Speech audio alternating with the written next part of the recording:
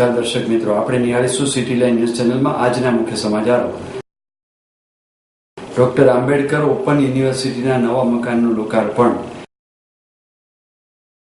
Charotar education સોસાયટીના શતાબ્દી વર્ષની ઉજવણી. હેગના દર્પણમાં મહિલાઓની ચર્ચા સભા. જે.કે. શાહ ક્લાસ દ્વારા સીએના વિદ્યાર્થીઓને માટે સેમિનાર યોજાયો. ડોક્ટર આંબેડકર ઓપન યુનિવર્સિટીના નવા મકાનનું લોકાર્પણ. ગુજરાતના રાજ્યપાલ શ્રી O.P. કોહલીએ જણાવ્યું હતું કે ડોક્ટર બાબા સાહેબ આંબેડકરને મનાવતા માટે યાદ કરવામાં આવે છે. તેઓ સામાજિક ક્રાંતિના પ્રણેતા હતા. ડોક્ટર આંબેડકરે દલિત શોષિત વર્ગોના લોકોમાં આત્મવિશ્વાસ પેદા કરવાનું કાર્ય કર્યું અને તેઓએ 3 સૂત્રો આપ્યા: શિક્ષિત બનો, સંગઠિત બનો અને સંઘર્ષ કરો. દલિત શોષિત સમાજમાં સામાજિક ક્રાંતિ સર્જી તેમના અસ્પૃશ્યોને ઉદ્ધાર કરવાનું અને જાતિ વિહીન સમાજની રચના કરવાની પ્રેરણા આપી હતી. રાજ્યપાલશ્રીએ જણાવ્યું હતું કે તેમણે મમતા અને સંવેદના તથા બંધુત્વ ભાવથી સમાજને જોડવાનું કાર્ય કર્યું હતું, જેનાથી સમરસતાનું સર્જન થાય છે. તેઓ માનતા હતા કે રાજ્યપાલશ્રીએ જણાવ્યું હતું કે ડોક્ટર બાબા સાહેબ આંબેડકર મુક્ત વિશ્વવિદ્યાલય દ્વારા જ્યોતિર્મય જ્ઞાન ભવન, સ્વાધ્યાય ટીવી અને સ્વાધ્યાય રેડિયોના માધ્યમ દ્વારા દૂર સુદૂરના અધ્યયનકર્તાઓને જ્ઞાન પ્રાપ્ત થાય તેવા પ્રયાસો કર્યા, જે સરાહનીય છે. મુખ્યમંત્રી શ્રીમતી આનંદીબેન પટેલે 21મી સદીના સમયાનુકૂળ વૈશ્વિક પ્રવાહોના શિક્ષણની અપેક્ષા સંતોષવા મુક્ત વિશ્વવિદ્યાલયો ઓપન યુનિવર્સિટી સમક્ષ માધ્યમ છે તેવો સ્પષ્ટ મત વ્યક્ત કર્યો છે. શ્રીમતી આનંદીબેન પટેલે અમદાવાદમાં ₹47 કરોડના ખર્ચે ડોક્ટર આંબેડકર ઓપન યુનિવર્સિટીના નવા મકાનનું રાજ્યપાલ શ્રી ઓમપ્રકાશ કોહલીના વિશેષ ઉપસ્થિતિમાં લોકાર્પણ કર્યું હતું. મુખ્યમંત્રીશ્રીએ રાજ્યની તમામ યુનિવર્સિટીમાં વાઇસ ચાન્સેલરશ્રીઓ અને રજિસ્ટ્રારશ્રીઓની પરિષદ સર્વગ્રાહી શિક્ષણ સુધારણામાં વિશદ મંથન માટે ચિંતન માટે નેમ દર્શાવી છે. શિક્ષણ રાજ્યમંત્રી શ્રીમતી મસુબેન ત્રિવેદીએ જ્ઞાનની નવી ક્ષિતિજો ખોલતા સ્વાધ્યાય રેડિયોના રિમોટ કંટ્રોલની શુભારંભ કરાવ્યો હતો. સામાજિક ન્યાય અને અધિકાર મંત્રી રમણલાલ વોરાએ ભારતના બંધારણના ઘડવૈયા ડોક્ટર બાબા સાહેબ આંબેડકર નામે આ યુનિવર્સિટી નૂતન ભવન અને તેમની જન્મજયંતિ પ્રસંગે રાષ્ટ્રપણ થયું તેનો તેમણે હર્ષ વ્યક્ત કર્યો હતો.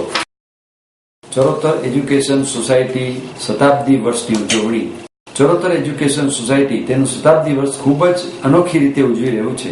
આ ઉજવણી દરમિયાન સામાજિક સંદેશો આપતી તેમની ભિન્ન અર્થ પૂરો પાડતી અનેક પ્રવૃત્તિ હાથ ધરવામાં આવશે.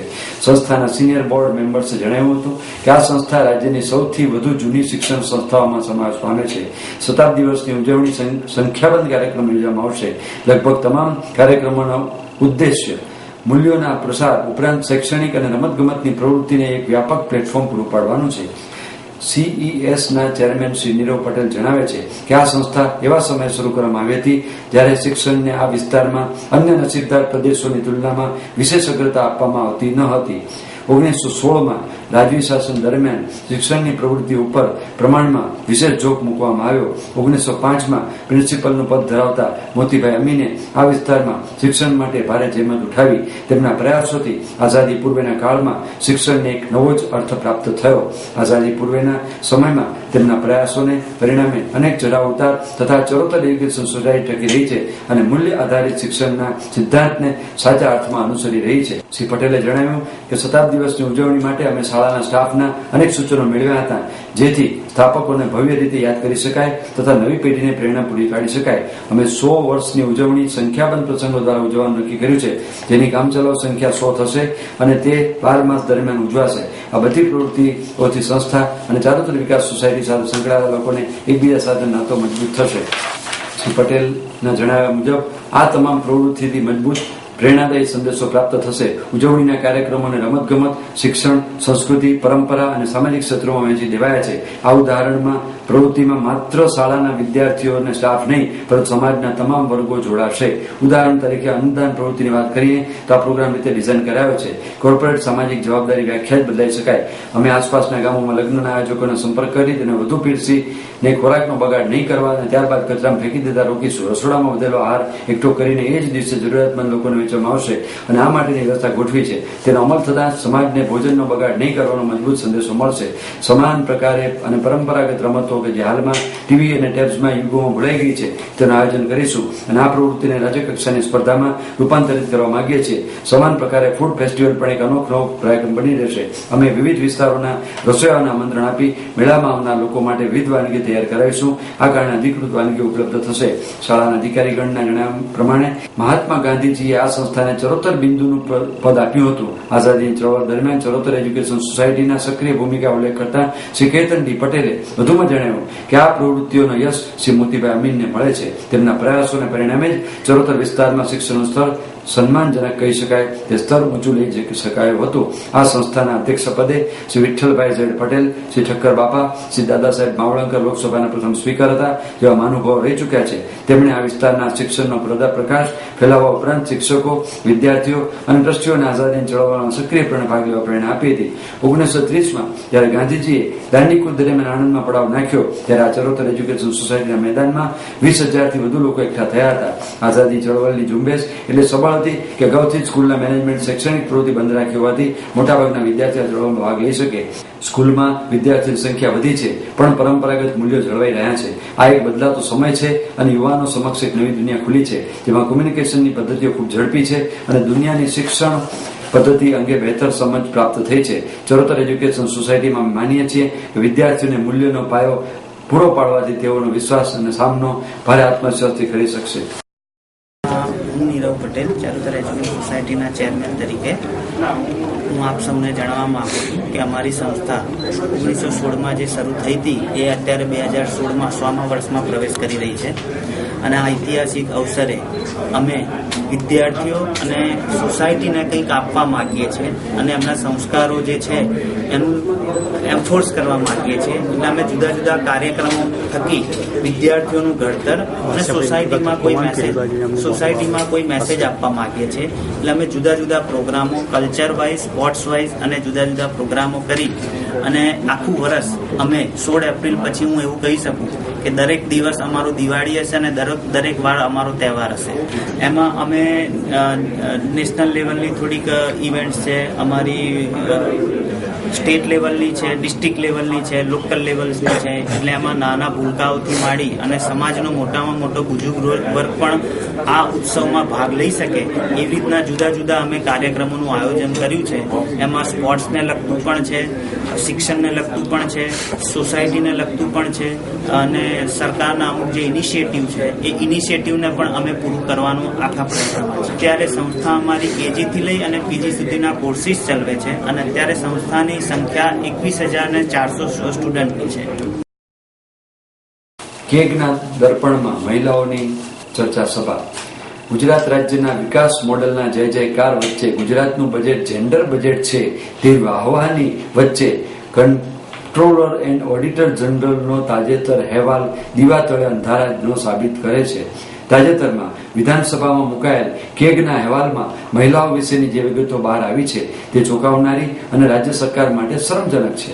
બેટી વધાવો, બેટી બચાવોના સૂત્ર હાકલા, પડકારા અને ગુજરાતના સમાજ જીવનને પ્રભાવિત કરી શક્યા નથી તે વાસ્તવિકતા છે. 2011ની વસ્તીમાં ગણતરી આખા દેશમાં દીકરી જન્મ દર વધ્યો છે પરંતુ ગુજરાતમાં તેથી વિપરીત બન્યું છે.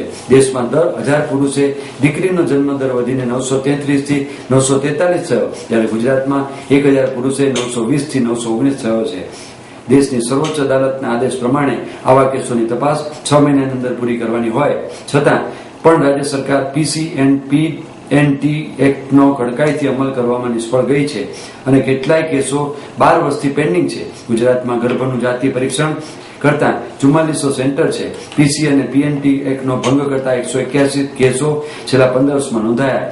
માત્ર 49 કેસોમાં તપાસ એટલે કે બાકીના ગુનેગારોને ઝટકી જવાની સગવડ કરી આપી સરકારે. ગુજરાતના 26 જિલ્લામાંથી 15 જિલ્લામાં દીકરીમાં જન્મદર ઘટ્યો છે એટલે કે ગુજરાતમાં 50% વિસ્તારમાં દીકરીનો જન્મ નકારી રહ્યા છે. આ કાયદાના કડક અમલ માટે સ્ટિંગ ઓપરેશનની મદદ લેવામાં ટેકનોલોજીની વાહવા કરતી સરકારે માત્ર 14 સ્ટિંગ ઓપરેશન કર્યા છે. બાળ લગ્ન પ્રતિબંધક ધારાની અમલની તો રાજ્યમાં મજાક ઉડાડવામાં આવી રહી હોય તેવું લાગે છે. 2009 થી 2014 દરમિયાન બાળ લગ્નો વિશે 659 ફરિયાદ નોંધાઈ હતી. તેમાંથી માત્ર 15 કેસોની નોંધણી કોર્ટમાં કરવામાં આવી હતી અને એક પણ વ્યક્તિ દોષી ઠરવામાં આવ્યો ન હતો. ગુજરાત સરકારે 2010 થી માતા અને બાળકના નામ આધારિત મમતાની નામની ટ્રેકિંગ સિસ્ટમ પોર્ટલ વિકસાવ્યું છે. આ સિસ્ટમમાં ગર્ભાવસ્થા, ગર્ભપાત અને બાળકના જન્મ સુધીની ઇન્ફોર્મેશન ટ્રેકિંગ થાય છે. આ પોર્ટલ પ્રમાણે રાજ્યમાં 7,95,223 ગર્ભાવસ્થા કિસ્સામાંથી 5,57,415 મહિલાઓ પ્રસૂતિ થઈ પહોંચી શકી. આરોગ્યની વિવિધ સ્થિતિઓને કારણે 1,04,623 કાયદેસર ગર્ભપાત થયા હતા, પરંતુ 1,24,195 એવા કિસ્સાઓ છે કે જે પ્રોસેસ સુધી પહોંચી શક્યા નથી. તે શું ગર્ભપાત કે ભ્રૂણ હત્યા છે? સાથે સાથે રાજ્યમાં બાળ સુરક્ષા સોસાયટી દ્વારા રાજ્યની બાળ સુરક્ષા નીતિ અને તેની કાર્ય યોજના ઘડવામાં જ આવી નહોતી. તેને કારણે અનાથ બાળકોની હાલત કફોડી થઈ હતી. બાળ ગૃહોના ઉપયોગના આયોજન અભાવને કારણે રાજ્યમાં બાળ ગૃહોની ક્ષમતાનો 2009-10માં 56%થી ઘટીને 2012-13માં 43% થઈ ગયો હતો. તો 12 જિલ્લાઓમાં વિશિષ્ટ દત્તક સંસ્થાઓની સ્થાપના કરવામાં આવી ન હતી. તેને કારણે જિલ્લાઓમાં અનાથ તેજેલા બાળકો, ખાસ કરીને બાળકીઓમાં સુરક્ષા અને સંભાળવાથી વંચિત રહી હતી. 18 વર્ષની ઉંમરે પહોંચ્યા બાદ બાળગૃહો છોડી જતી બાળકીઓને તો પછી સંભાળની સુવિધા પૂરી પાડવામાં આવી ન હતી, જેને કારણે તેમણે પડકારનું સામાજિક વાતાવરણ અનુકૂળ માટે સમસ્યાનો સામનો કરવો પડ્યો હતો. રાજ્યમાં 1091ની વિમેન હાર્ટ અને 181 હેલ્પલાઇન બળાત્કાર કિસ્સાઓમાં પ્રભાવિત કરી શકી નથી. દેશના છેલ્લા 5 વર્ષમાં બળાત્કારના કિસ્સાઓમાં 837% વધારો નોંધાયો છે, તો રાજ્યમાં 70% વધારો નોંધાયો છે, જેને સાધારણ રીતે સલામત રાજ્ય તરીકે ગુણગાન ગવાય છે. રાજ્યમાં છેલ્લા 5 વર્ષમાં કુલ 2,485 બળાત્કારના કેસો નોંધાયા છે. 2009માં ગુજરાત સરકારે રેપ ક્રાઇસિસ સેન્ટર્સ દરેક જિલ્લાઓમાં સ્થાપવાની કેન્દ્ર ભલામણને કરી હતી. હવે એ જ વલણ તાજેતરની કેન્દ્ર ભાજપ સરકાર લઈ રહી છે. એ માટેના ₹244.48 કરોડના બજેટને હવે ₹18 કરોડમાં સીમિત કરી દેવામાં આવ્યું છે. તો બળાત્કારનો ભોગ બનનારી માટે નાણાકીય સહાયની વિગતો તપાસીએ તો જણાય છે કે રાજ્યનું વહીવટી તંત્ર જિલ્લા મથકોએ લકવાગ્રસ્ત છે અને નાણાકીય સહાય ડિસ્ટ્રિક્ટ ક્રિમિનલ ઇન્જસ્ટિસ રિહેબિલિટેશન બોર્ડ વિતરિત કરવાની હોય છે. આ ચર્ચા સભામાં જાણીતા ધારાશાસ્ત્રી અમીબેન યાજ્ઞિક, જાણીતા અર્થશાસ્ત્રી પ્રોફેસર રોહિતભાઈ શુક્લ, ભૂતપૂર્વ મુખ્યમંત્રી સુરેશભાઈ મહેતાએ કેગનો રિપોર્ટની વિગતો આપી હતી. જે.કે. શાહ ક્લાસીસ દ્વારા સીએ બનવા માંગતા વિદ્યાર્થીઓ માટે યોજાયો માર્ગદર્શન સેમિનાર.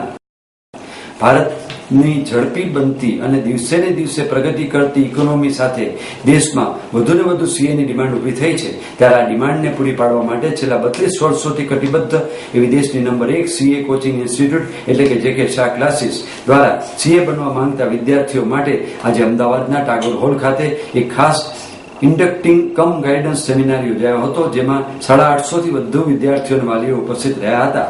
સીએના કોર્સમાં પ્રવેશ માટે સૌપ્રથમ પગથિયું કે પ્રવેશ તબક્કો હોય છે સીપીટી એટલે કે કોમન પ્રોફિશિયન્સી ટેસ્ટ. આ સીપીટીમાં પાસ થવા માટે કઈ રીતે તૈયારી કરવી અને કઈ રીતે આ પ્રવેશ પરીક્ષા પાસ કરવી તે અંગે સેમિનારમાં જાણીતા કોચિંગ એક્સપર્ટ દ્વારા વિદ્યાર્થીઓને ટિપ્સ આપવામાં આવી હતી. તેમજ ઉપરાંત સીએના અઘરા કોર્સથી વિદ્યાર્થીઓને નકારાત્મક વિચારો સાથે હતાશ થઈ જતા જાણીતા મનોચિકિત્સક મૌલિન પંડ્યાએ વિદ્યાર્થીઓનું કાઉન્સિલિંગ કરી તેમને મોટિવેટ કર્યા હતા. સીએ જેવા અઘરા કોર્સમાં કોચિંગનો કન્સેપ્ટ લાવનાર અને દેશમાં સીએ ક્ષેત્રે અગ્રણી એવા જે.કે. શાહ સરે આ સેમિનારમાં બાળકોને ડર દૂર કરી અને આગામી 2016થી આવનાર સીએના નવા અભ્યાસક્રમ અંગે મહત્વની બાબતો જણાવી સીએના ભણતર દરમિયાન શું શું ધ્યાનમાં રાખવું તે અંગે મહત્વની જાણકારી આપી હતી. આ ઉપરાંત સેમિનારમાં અમદાવાદના જાણીતા સીએ કરીમ લાખાણીએ વિદ્યાર્થીઓને સીએની ડિગ્રી 21મી સદીની ડિગ્રી હોવાથી જણાવી હાલના સમયમાં સીએ માટે કેટલી તકો રહેલી છે, તે જ કઈ રીતે સીએ ફાઇનલ પાસ કરી એક સારા અને સફળ સીએ બની શકાય તે અંગે સમજણ આપી હતી. ત્યારે સીએ કોચિંગ એક્સપર્ટ ચિંતન સરે અઘરા પડતા સીએના કોર્સમાં કઈ રીતે શિસ્તબદ્ધ અને પદ્ધતિસરની તૈયારી કરવી જોઈએ તે અંગે વિદ્યાર્થીઓને જબરી ટિપ્સ આપી હતી. આ સેમિનારમાં અમદાવાદના મણિનગર બ્રાન્ચના ઇન્ચાર્જ હેમાંગ શાહ તથા નવરંગપુરા બ્રાન્ચના ઇન્ચાર્જ ચેતન રાયચુરા તેમજ કૃણાલ સર અને દેવલ સર પણ ઉપસ્થિત રહ્યા હતા. મહત્વનું છે કે ભારતના છેલ્લા 32 વર્ષોથી સીએનું કોચિંગ આપતી જે.કે. શાહ ક્લાસીસ દેશમાં જુદા જુદા શહેરમાં પોતાની બ્રાન્ચો ધરાવે છે અને અત્યાર સુધીમાં દેશને હજારો સીએ આપી અનેક ટોપ રેન્કર્સ આપ્યા છે. સીએ કોચિંગનો સાચો પર્યાય બનેલી જે.કે. શાહ ક્લાસીસ 100થી વધુ અનુભવી ફેકલ્ટીને કોચિંગ એક્સપર્ટ ધરાવે છે. જે.કે. શાહ ક્લાસીસ અમદાવાદમાં છેલ્લા 30 વર્ષથી સીએનું કોચિંગ આપી રહી છે. આપ નિહાળતા રહો સિટી લાઇન ન્યૂઝ ચેનલ. આ હતા આજના મુખ્ય સમાચારો.